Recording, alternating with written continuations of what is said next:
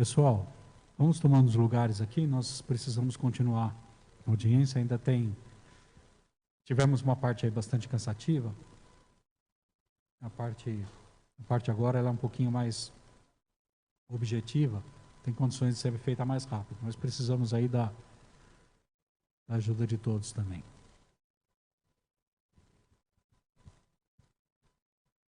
Bom, iniciando aqui, reiniciando a nossa discussão, então, nossa apresentação, passamos para o título 3 da lei, que é o título que trata da gestão democrática, da forma como esse conselho se relaciona, como essas ações são monitoradas, fiscalizadas pela sociedade civil, como é garantida a participação da sociedade nesse processo de acompanhamento e implantação do plano diretor. A gestão democrática, na verdade, foi uma das principais novidades do plano aprovado em 2007.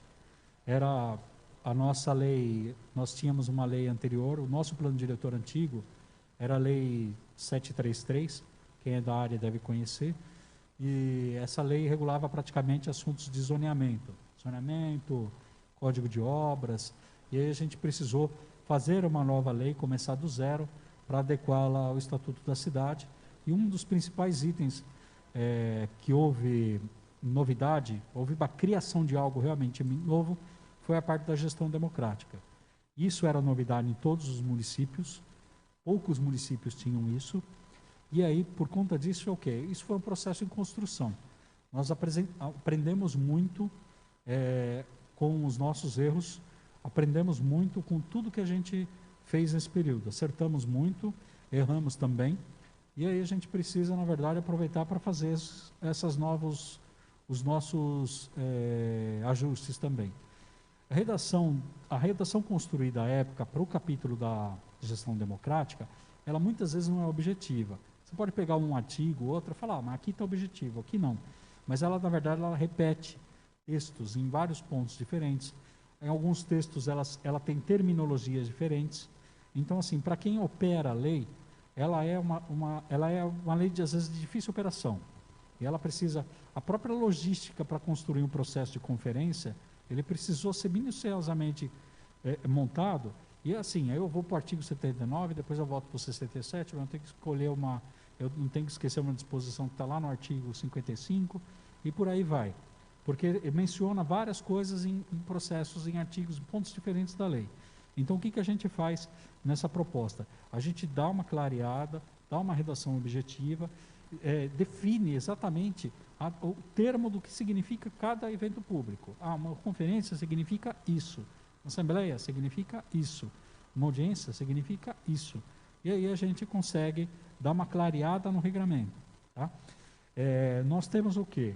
Uma outra questão. Nós temos baixa representatividade social em eventos descentralizados. A gente faz uma audiência pública aqui, nós temos um contingente grande de pessoas, até uma certa disputa pelo espaço. Mas quando a gente parte para os bairros, é muito difícil ter isso. São eventos de caráter muito pontual, que a gente consegue uma participação efetiva. Fizemos audiências em bairro que chegou a ter uma pessoa participando, 2 pessoas participando. Teve audiência que nós não fizemos. Chegamos lá, anunciamos, foi publicado, tudo, e não apareceu ninguém. Por quê? Existe uma dificuldade da população, principalmente nos bairros, existe uma dificuldade de comparecimento. Assim, bairros às vezes os imóveis estão localizados em regiões que não têm um acesso muito fácil, ou às vezes o acesso não é um acesso muito seguro, para o horário que esses eventos acabam, eles precisam ser começados à noite por conta de força da legislação municipal. E aí, se o conteúdo é grande, como o conteúdo daqui hoje é grande, o evento acaba terminando tarde e dificulta o retorno de quem mora mais longe. Então, assim, e durante de 2007 para cá, além de nós termos o surgimento de todas essas leis de transparência, nós tivemos o aparecimento das redes sociais, que praticamente transformou a nossa forma de se comunicar. E essa lei, por exemplo, não está adaptada a isso. Então, assim, hoje a pessoa, nós estamos tendo aqui a realização da audiência pública, não há condição de preenchimento total da casa, mas ela está lá, sendo compartilhada, sendo transmitida de uma outra forma. Eu tenho formulários e a pessoa está conseguindo se manifestar pela internet, essas contribuições estão chegando por um outro canal. Mas eu não tenho, existem outras formas das pessoas conseguirem participar dentro do seu próprio lar.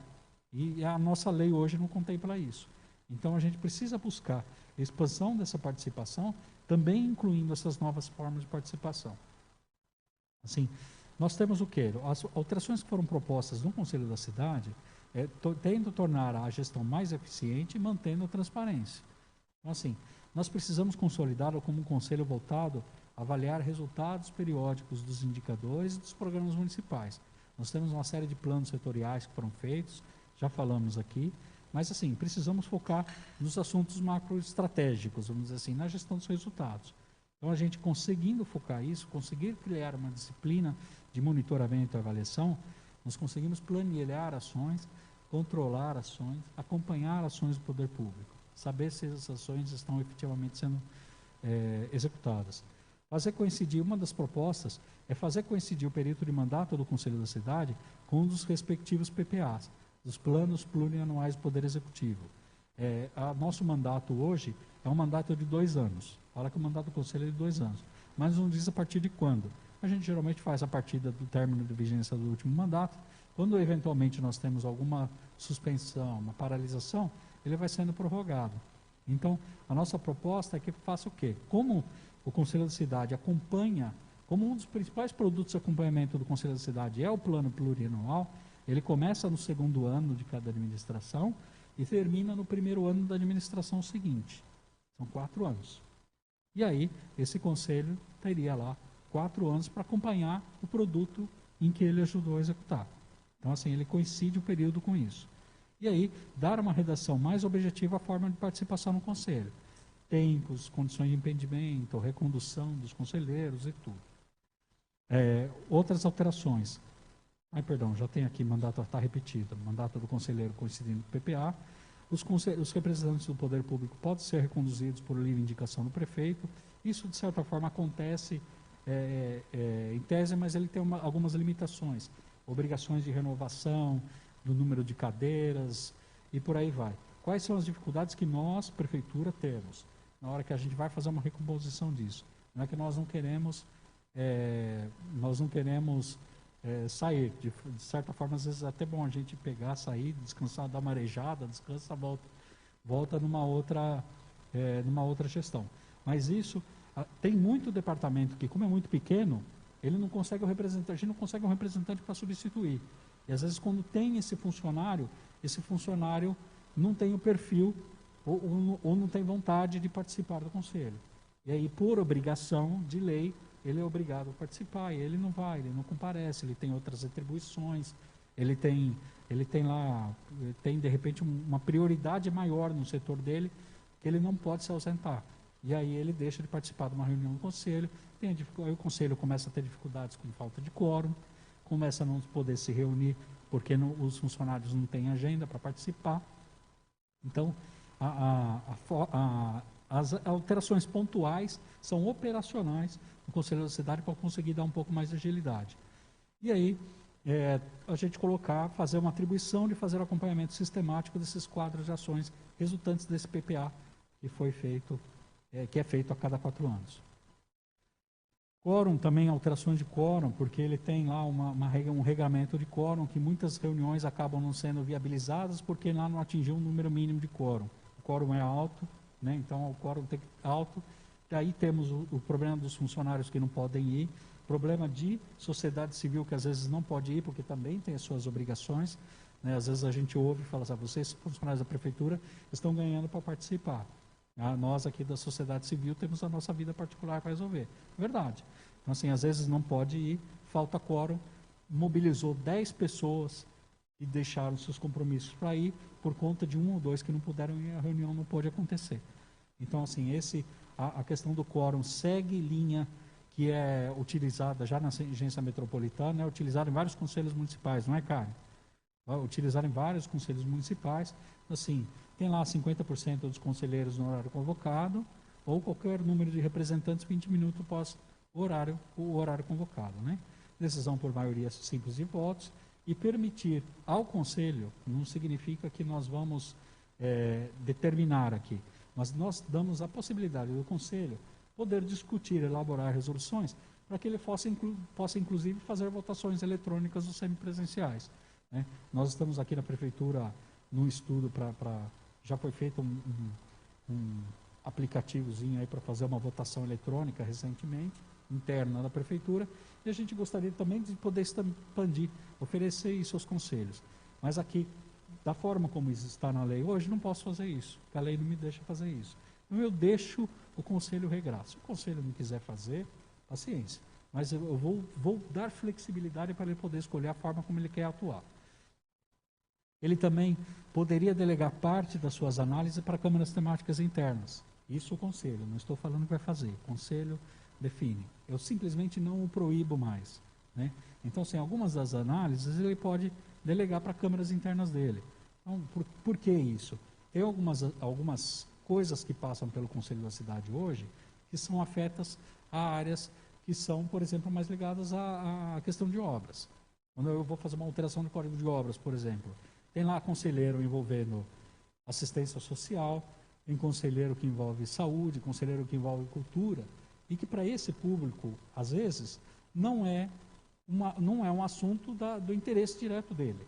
Não é um assunto que ele às vezes não tem nem a competência, às vezes, para opinar, né? Então, assim, o conselho vai lá, o conselho pode regrar, participa quem quer, não existe nenhuma regra que ia ser criada de que só pode participar A, B ou C. Participa quem quer. Quem não quiser pode, de repente, ser dispensado dos assuntos que não lhe dizem respeito, exceto itens que, obrigatoriamente, todos os membros têm que participar. São itens de interesse multidisciplinar. Alterações de plano diretor, encaminhamento de propostas de PPA, projetos de lei de operações urbanas, que são leis urbanísticas, mas leis urbanísticas que avaliam o impacto em condições gerais, e estudos de impacto de vizinhança. Isso sim, o grupo inteiro do Conselho tem que analisar. Composição do Conselho da Cidade. Nós temos uma composição formulada por 11 indicados do prefeito, 11 pessoas do Poder Executivo e 16 pessoas da sociedade civil. Isso é exceção em relação a conselhos que operam em outros locais, porque geralmente existem conselhos paritários. O nosso conselho sempre teve uma representação maior da sociedade civil do que do Poder Executivo. Entretanto, o que muitas vezes acontece, pela nossa necessidade de exigirmos uma comprovação da entidade, a entidade precisa estar regrada, né? Ela precisa estar oficializada, acaba acontecendo que nem todas as entidades podem participar.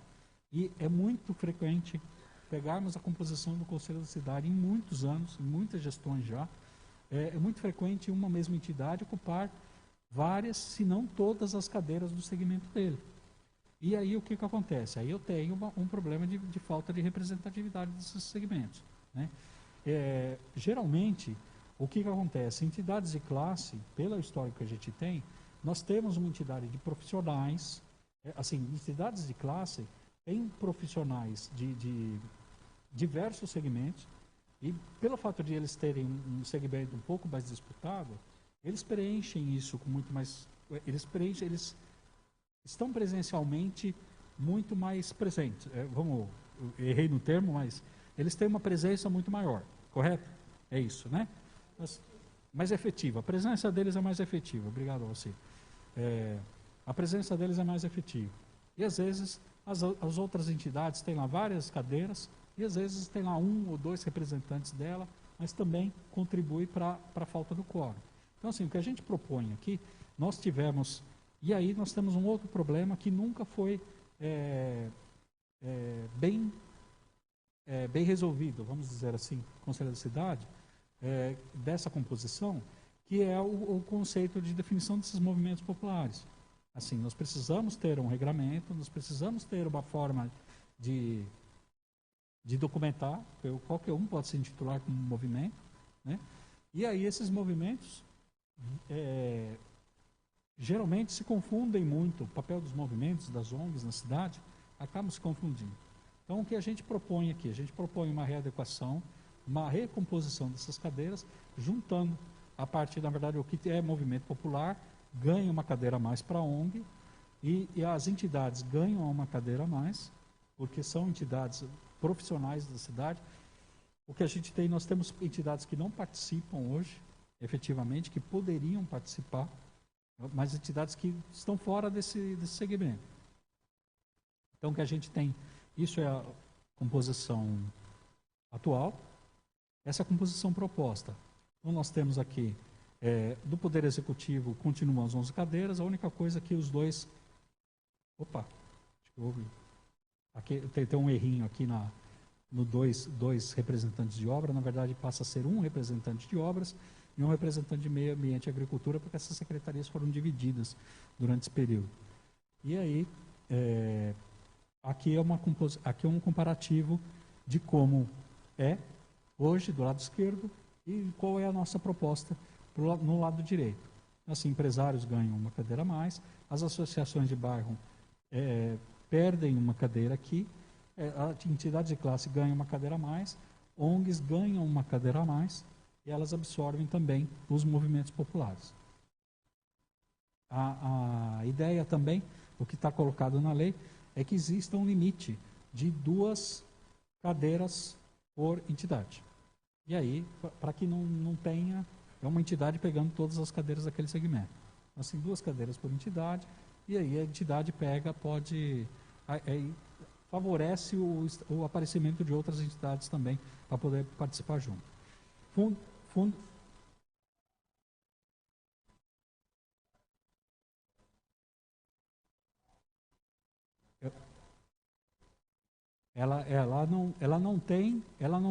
Nós não temos como documentar a existência desse movimento popular.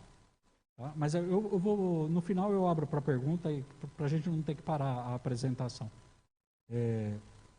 O Fundo de Desenvolvimento da Cidade é o fundo que recebe recursos vindos da outorga onerosa. O que é a outorga onerosa? São recursos obtidos quando a gente vende um potencial construtivo para fazer prédios, né? É o exemplo mais claro que nós temos na cidade. O prédio pode construir acima de uma determinada altura, acima de uma área construída máxima no terreno dele, gera um recurso, e esse recurso vem para o Fundo de Desenvolvimento, e é o Conselho da Cidade que opina sobre utilizá-lo ou não. Hoje, a gente dá o quê? Na proposta, uma maior possibilidade de utilização dos recursos.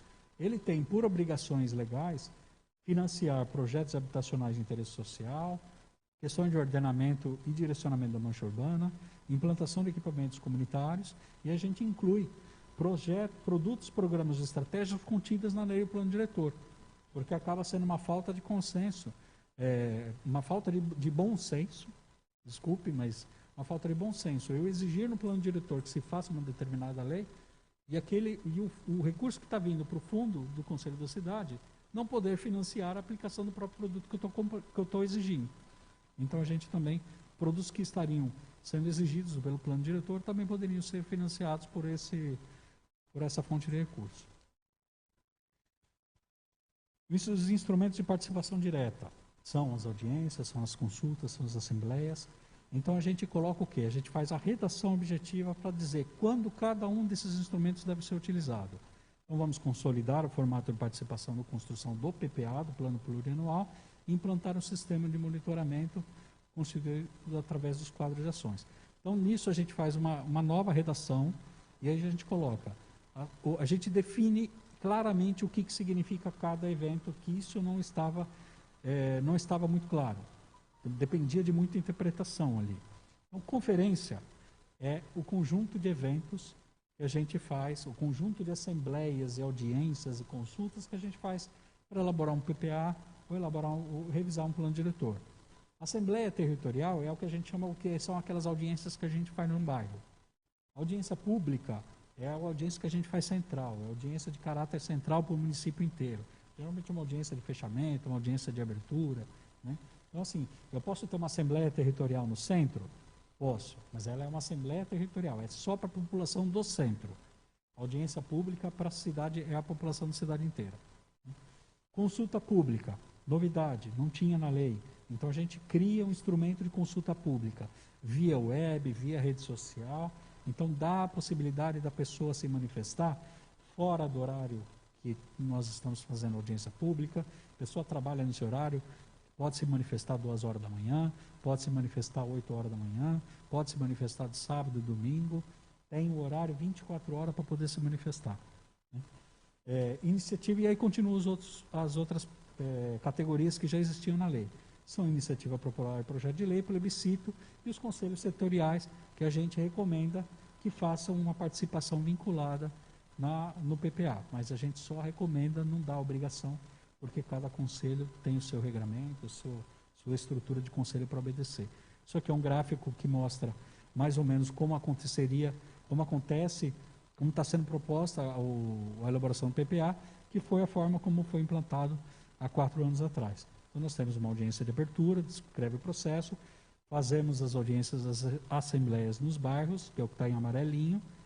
Nós podemos, os conselhos municipais podem fazer ali as reuniões em azul, são as reuniões temáticas.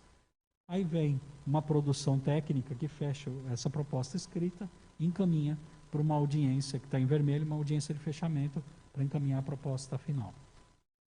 E aí, a implantação de sistema de monitoramento e avaliação. O Poder Executivo promulga um decreto com um quadro de ações naquele PPA e dali para frente pode fazer o acompanhamento disso de forma sistemática. O Conselho pode monitorar isso de uma forma sistemática, cabendo ao Executivo expor o andamento de cada ação. Implantação aqui, o que a gente propõe também, implantação do sistema de gestão de qualidade, integrando e reorganizando o fluxo das unidades administrativas. A gente propõe a implantação de um planejamento estratégico, e aí é o ciclo PDCA na administração pública. Então, quem já ouviu, quem já participou desses tipos de processo, então, o PDCA é planejamento, é plan, do, é fazer, control, é controlar, e A de agir. Tomar providências, né? Corrigir. Porque a gente faz o quê? Na administração pública, a gente geralmente faz as 2 primeiras letras. A gente faz o planejamento, a gente executa.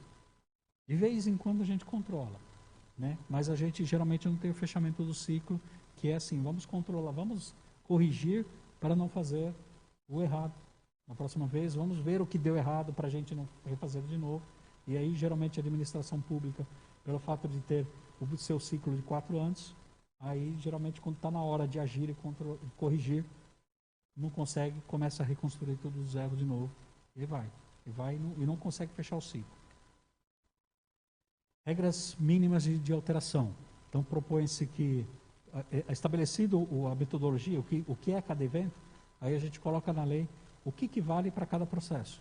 Assim, PPA e revisão do plano diretor, faça uma conferência, processo amplo. Alterações pontuais do plano diretor não são aquelas que são estabelecidas pelo Estatuto da Cidade, de 10 em 10 anos, faça audiência pública. Alterações de índices urbanísticos do código, audiência. Alterações de código que não impactem as tipologias, de repente pode ser uma consulta. Por que isso? Tinha uma época, aí teve um ano, a gente fez várias alterações, mas me lembro de alterações simples, que era, a gente tinha feito uma separação de conselhos, de CREA e de CAL, e a nossa lei falava só dos CREAs, aí criou um problema, porque quem tinha CAL não podia fazer. Então, são alterações simples, que às vezes eu não preciso fazer uma audiência pública para poder... Alterações de terminologia, alterações administrativas.